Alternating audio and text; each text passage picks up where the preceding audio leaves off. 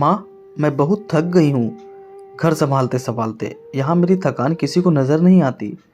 कुछ दिन आराम करना चाहती हूँ। सोच रही हूँ कुछ दिनों के लिए अपने मायके आ जाऊँ। आते हुए अपने बच्चों को भी साथ ले आऊँगी।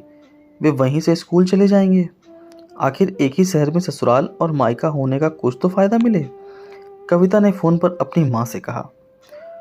सुषमा जी ने दूसरी तरफ से कहा, हाँ बेटा, जब तेरी इच्छा हो आ जाना। आखिर ये तेरा भी तो घर है।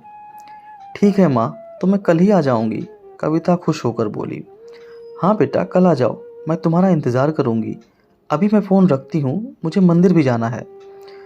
सुषमा जी ने फ़ोन रख दिया और सीधे किचन में गई।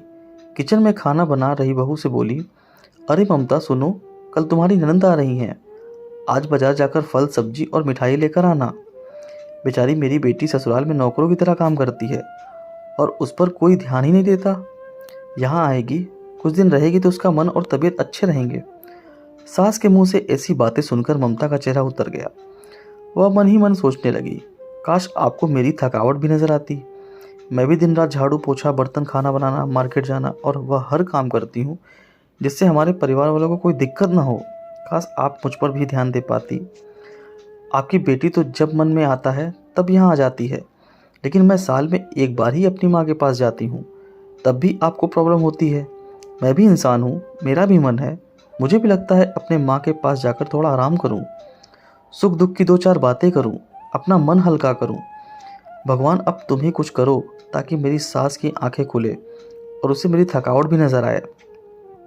शाम तक भगवान ने जैसे ममता की सुन ली और उसकी ननद का फ़ोन आया। ननद ने अपनी माँ से कहा कि उसकी सास ने उसे मायके आने के लिए मना कर दिया है, इसलिए इस बार वो नहीं आ सकती। सुषमा जी बोली, ऐसे कैसे मना कर दिया? पहले तो कभी वह तुम्हें आने के लिए नहीं रोकती थी, इस बार भला क्या हो गया? लाओ मेरी बात कराओ, उन्हें मैं समझाती हूँ। कविता ने फ़ोन अपनी सास को दिया। सुषमा जी ने कहा, नमस्कार समधन जी, आपसे कुछ कहना था। समधन जी ने कहा, कहिए।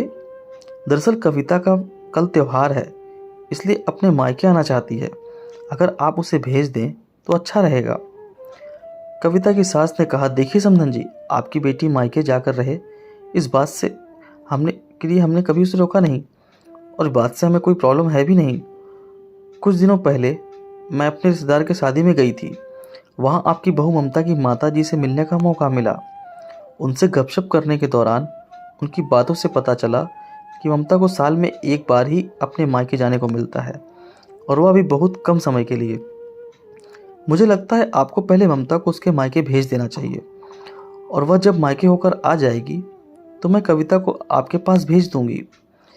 एक बहुत ज़रूरी बात जो मुझे लगता है आपको समझ लेनी चाहिए कि आपको अपनी बहू को भी बेटी की तरह या बेटी से भी ज़्यादा प्यार देना चाहिए। उसे भी मायके जाने की इच्छा होती होगी। हो सकता है कविता के वहाँ आने से उसकी आवभगत करने के लिए आप उसे उसके मायके नहीं भेजती होंगी, या फिर वह आपसे कुछ कहने से भी डरती होगी। अगर आप उसको घर में ही कैद रखेंगी तो एक दिन ऐसा आएगा जब वह आपके खिलाफ बोलने लगेगी। फिर वह आपकी सुनेगी भी नहीं और जब चाहे तब अपने मायके जाएगी। ऐसी परिस्थिति आए, इससे अच्छा है कि आप ही कुछ बदलाव अमल में लाएं जिससे आपका रिश्ता और रिश्ते की मिठास खराब ना हो। सुषमा जी को अपने समधन के हर एक शब्द में सच्चाई नजर आई। उन्हें महसूस हुआ कि उन्होंने अपनी बेटी के प्यार में अंधे होकर कभी भी अपनी बहू के मन का विचार नहीं किया।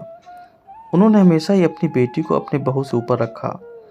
दूसरी तरफ कविता भी अपनी भाभी के बारे में हो रही इस बातचीत को सुन रही थी।